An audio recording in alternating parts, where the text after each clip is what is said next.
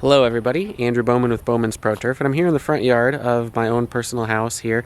The last time I made a video in front of this tree right there, it got over 10,000 views, so I figured why not, let's try it again, see if there's something special about doing a video in the front yard in front of this tree. But I actually want to talk about seeding. So grass seed, when's the appropriate time to seed, all that fun stuff.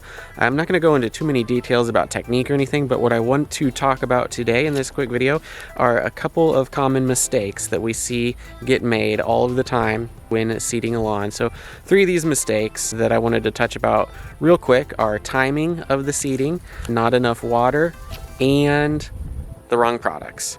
So real quick, in the Wabash Valley, when I say Wabash Valley, I'm talking here in central Indiana, so Vigo County, Clay County, Sullivan Park, Vermilion, this kind of area of the Midwest in Indiana. That's the Wabash Valley. So in our area in central Indiana, it is recommended to seed between August 15th and September 30th. And why is that? Well, seed takes about 15 days to germinate, give or take. The average first frost here in this area is October 15th. So between October 15th and October 20th, we usually see that first frost.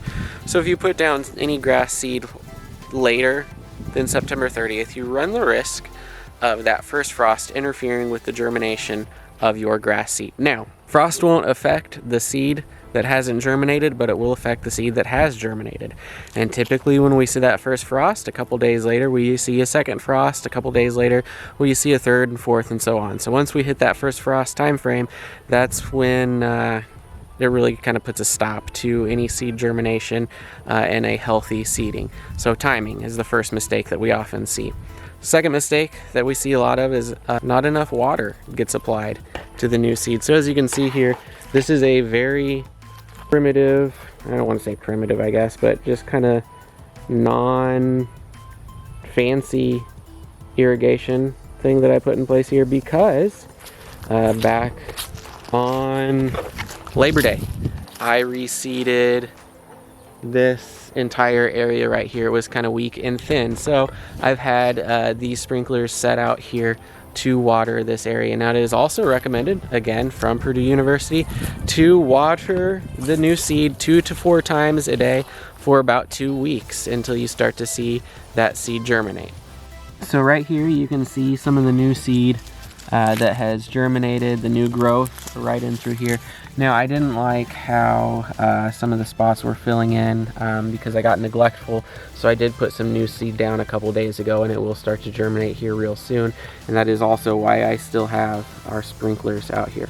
So mistake number 2 that we see a lot is not enough irrigation on the grass seed. So mistake number 1, improper timing. Mistake number 2, not enough irrigation. And the third mistake that we oftentimes see is the wrong products are applied. And what I mean by that is we had a phone call earlier today saying, hey, you know, I did some seeding myself and I purchased a Scott's Turf Builder weed and feed product to put down. Is that going to be okay to put down with this new seed? And the answer really is no, because the individual started to name off different herbicides that are in that turf builder. Now with seeding, you can apply certain herbicides on the lawn that won't interfere with the grass seed germination, but what this gentleman was reading off, you cannot do any type of seeding if you apply those products 30 days before you do the seeding, and then you can't apply those herbicides until you mow the new grass seed a couple of times after it's started to germinate and started to grow. So a lot of times we do see folks kind of jump the gun, spray herbicides a little bit too quick, and then that then in turn either stunts the new seed growth or altogether stops it and halts it. So 3 issues that we see when it comes to seeding, like I said, improper timing, not enough water, and the wrong products applied. So make sure you avoid making those mistakes. You know, I'm putting this video out beginning of October, so if you're watching this, that's probably some bad news that maybe you've missed this year's seeding window.